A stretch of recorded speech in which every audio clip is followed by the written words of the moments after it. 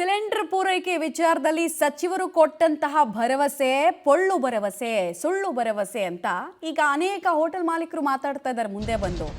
ವಾಸ್ತವ ಬೇರೆನೇ ಇದೆ ಮೇಡಮ್, ವಾಸ್ತವ ಬೇರೆನೇ ಇದೆ ಸರ್ ಅಂತ ಕೇಳ್ಕೊಳ್ತಾ ಇದ್ದಾರೆ ಅವರು. ಮೆಜೆಸ್ಟಿಕ್ನ ಸ್ವಾತಿ ಹೋಟೆಲ್ನ ಮಾಲೀಕರು ಮಾತನಾಡಿದ್ದಾರೆ. ಬರೀ ಒಂದೆರಡು ಸಿಲಿಂಡರ್ ಸಿಗುತ್ತೆ, ಅದು ಕರೆಕ್ಟ್ ಟೈಮಿಗೆ ಸಿಗಲ್ಲ. ಸಿಲಿಂಡರ್ ಸರಿಯಾಗಿ ಸಿಗದಂತಹ ಕಾರಣ ನಾವು ಮೆನುವನ್ನು ಕಟ್ ಮಾಡಿದ್ದೀವಿ. ಹಾಗೆ ಮೆನು ಕಡಿತದಿಂದಾಗಿ ಗ್ರಾಹಕರ ಸಂಖ್ಯೆ ಇಳಿಕೆ ಆಗ್ತಾ ಇದೆ. ದಿನಕ್ಕೆ ಒಂದು ಸಿಲಿಂಡರ್ ಸಿಗೋದು ಕೂಡ ಕಷ್ಟ ಆಗ್ಬಿಟ್ಟಿದೆ ಅಂತ ಮೆಜೆಸ್ಟಿಕ್ನ ಸ್ವಾತಿ ಹೋಟೆಲ್ನ ಮಾಲೀಕರು ಮಾತನಾಡಿದ್ದಾರೆ. ಹಾಗಾದರೆ ಸಚಿವರು ಈ ಚಂದಕ್ಕೆ ಯಾಕೆ ಸುದ್ದಿಗೋಷ್ಠಿಯನ್ನು ನಡೆಸಿ ಸರಿಯಾಗಿದೆ, ಸರಿ ಮಾಡ್ತಾ ಇದ್ದೀನಿ, ನನ್ನ ಉಸ್ತುವಾರಿ, ನನ್ನ ಮಧ್ಯಸ್ಥಿಕೆ ಅಂತ ಯಾಕೆ ಹೇಳಬೇಕಿತ್ತು ಅನ್ನೋದು ನಮ್ಮ ಪ್ರಶ್ನೆ. ಇರಾನ್ ಇಸ್ರೇಲ್ನ ವಾರ್ ಬೆಂಗಳೂರಿನ ಹೋಟೆಲ್ ಉದ್ಯಮದ ಮೇಲೆ ದೊಡ್ಡ ರೀತಿಯ ಪರಿಣಾಮ ಬೀರ್ತಾ ಇದೆ.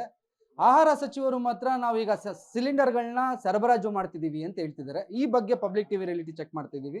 ನಾನು ಬೆಂಗಳೂರಿನ ಮೆಜೆಸ್ಟಿಕ್ ಬಸ್ ನಿಲ್ದಾಣದಲ್ಲಿರುವಂತಹ ಹೋಟೆಲ್ ಸ್ವಾತಿ ಒಳಗಡೆ ಇದ್ದೀನಿ. ದೃಶ್ಯಗಳಲ್ಲಿ ನೋಡ್ತಿದ್ದೀರಾ ಯಾವ ರೀತಿ ಹೋಟೆಲ್ನಲ್ಲಿ ಟೇಬಲ್ಗಳು ಖಾಲಿ ಖಾಲಿ ಕಾಣ್ತಿರೋದು. ಕಾರಣ ಇಷ್ಟೇನೆ, ಸರಿಯಾದ ರೀತಿಯಲ್ಲಿ ಸಿಲಿಂಡರ್ ಸಿಗದ ಕಾರಣಕ್ಕೆ ಇವರ ಮೆನುಗಳೇನಿತ್ತು, ಬಗೆ ಬಗೆಯ ತಿಂಡಿಗಳನ್ನ ಏನು ಕೊಡ್ತಿದ್ರು, ಆ ತಿಂಡಿಗಳನ್ನ ನೀಡೋದಕ್ಕಾಗ್ತಿಲ್ಲ. ಕೆಲವು ಐಟಮ್ಸ್ಗಳನ್ನ ನೀಡ್ತಿದ್ದಾರೆ. ಹಾಗಾಗಿ ಪ್ರತಿನಿತ್ಯ ಬರುವಂಥ ಗ್ರಾಹಕರು ಇದೇ ಐಟಮ್ ಸಿಗುತ್ತೆ ಮತ್ತೆ ಅದೇ ಹೋಟ್ಲಿಗೆ ಹೋಗ್ಬೇಕಂತ ಬರೋರ ಸಂಖ್ಯೆನೂ ಕಡಿಮೆ ಆಗ್ತಿದೆ. ಮತ್ತೆ ಆಹಾರ ಸಚಿವರು ಏನು ಹೇಳಿದ್ದಾರೆ, ನಾವು ಸಿಲಿಂಡರ್ ಸರಬರಾಜು ಶುರು ಮಾಡಿದ್ದೀವಿ, ಈಗ ಎಲ್ಲ ಹೋಟೆಲ್ಗಳಿಗೆ ಸಮಸ್ಯೆ ಇಲ್ಲ ಅಂತ ಹೇಳ್ತಿದ್ದಾರೆ. ಬಟ್ ಹೋಟೆಲ್ ಮಾಲೀಕರು ಅದನ್ನ ಸಗಟಾಗಿ ತಳ್ಳಿ ಹಾಕ್ತಿದ್ದಾರೆ. ಯಾಕಂದ್ರೆ ಸರ್ಕಾರದಿಂದ ಸರಬರಾಜು ಅಂದರೆ ಇಂಡಿಯನ್ ಆಯಿಲ್ ಕಾರ್ಪೊರೇಷನ್ ಆಗಿರ್ಬೋದು ಅಥವಾ ಗೌರ್ಮೆಂಟ್ ಕಂಪ್ನಿಗಳಿಂದ ಬರುವಂಥ ಸಿಲಿಂಡರ್ ಯಾವ ರೀತಿ ಸಿಗ್ತಿದೆ ಅಂತ ಅವರನ್ನೇ ಮಾತಾಡಿಸ್ತಾ ಹೋಗ್ತೀನಿ. ಸರ್, ಸಿಲಿಂಡರ್ ಸಿಗ್ತಿದೆಯಾ ಸರ್? ಇಲ್ಲ ಸರ್, ಸಿಗ್ತಾ ಇಲ್ಲ. ಇವಾಗ 60% ಗೌರ್ಮೆಂಟಿಂದ ಕೊಡ್ತಿದ್ದೀವಿ ಅಂತ ಹೇಳ್ತಿದ್ದಾರೆ. ನಮ್ಮ ನೋಡಿದರೆ 2-3 ದಿವಸಕ್ಕೆ ಒಂದು 2 ಸಿಲಿಂಡ್ರು 3 ಸಿಲಿಂಡ್ರು ಸಿಗುತ್ತೆ.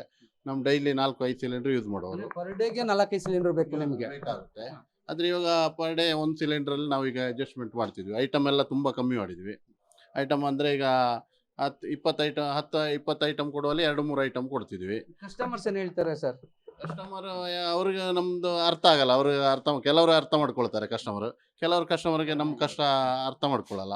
ಅವ್ರು ಹೇಳ್ತಾರೆ ಡೈಲಿ ತಿನ್ನಬೇಕು, ಅದೇ ಕೊಡ್ತಿದ್ದೀರಿ ಅಂತೇಳಿ. ಬರ್ತಾ ಇಲ್ಲ. ಈಗ ಕಸ್ಟಮರ್ ಕಮ್ಮಿ ಆಗಿದೆ, ತುಂಬ 50% ಕಸ್ಟಮರ್ ಕಡಿಮೆ ಆಗಿದೆ. ಸರ್, ಆಲ್ಟರ್ನೇಟಿವ್ ಸೌದೆ ಒಲೆನೂ ಶುರು ಮಾಡಿದ್ರಿ, ಎಲೆಕ್ಟ್ರಿಕ್ ಶುರು ಮಾಡಿದ್ರಿ, ಅದ್ರಲ್ಲಿ ಮೇಂಟೈನ್ ಮಾಡಕ್ ಆಗ್ತಿದೆಯಾ ಸರ್? ಇಲ್ಲ ಸರ್, ಅದು ಮಾಡ್ಬೋದು. ಒಂದು 10 ದಿವಸ 15 ದಿವಸ ಹೀಗೆ ಮಾಡ್ಬೋದು. ಅದೇ ಸ್ವಲ್ಪ ಸಣ್ಣ ಪುಟ್ಟ ಐಟಮ್ ಬಿಸಿ ಮಾಡೋದು ಇದೆಲ್ಲ ಮಾಡ್ಬೋದು. ಇದು ನಮ್ದೆಲ್ಲ ದೊಡ್ಡ ಹೋಟೆಲ್ಗಳು, ಇದರಲ್ಲೆಲ್ಲ ರೈಸ್ ಮಾಡೋದು, ಸಾಂಬಾರು ಮಾಡೋದು ಇದೆಲ್ಲ ಮಾಡೋಕ್ಕೆ ತುಂಬ ಕಷ್ಟ ಆಗ್ತಿದೆ. ಮತ್ತು ಕೆಲಸಗಾರರು ನಿಲ್ತಿಲ್ಲ. ಅದನ್ನು ಡೈಲಿ ಅವ್ರಿಗೆ ಒಂದು 10 ದಿವಸ ಎಲ್ಲ ಹೇಳ್ಬೋದು, 5 ದಿವಸ 10 ದಿವಸ 15 ದಿವಸ. ಈಗ ಅದರ ಮೇಲೆ ಡೈಲಿ ಇವ್ರದ್ದೇಗಳು ಅಂತಾರೆ ಹುಡುಗರು ಓಡ್ತಿದ್ದಾರೆ ಕೆಲಸ. ಸರ್, ಇನ್ನು ಪ್ರೈವೇಟ್ ಸಿಲಿಂಡರ್ಗಳು ಡಿಮ್ಯಾಂಡ್ ಜಾಸ್ತಿ ಮಾಡಿದ್ದಾರೆ ಅಂತ ಮಾತು ಬಂತು. ಹೌದು, ಅದೇ ಪ್ರೈವೇಟ್ ಸಿಲಿಂಡ್ರ್ ಸಿಗ್ತಾ ಇಲ್ಲ. ಕೇಳಿದ್ರೆ ಸ್ವಲ್ಪ ಡಿಮಾಂಡ್ ಮಾಡ್ತಾರೆ.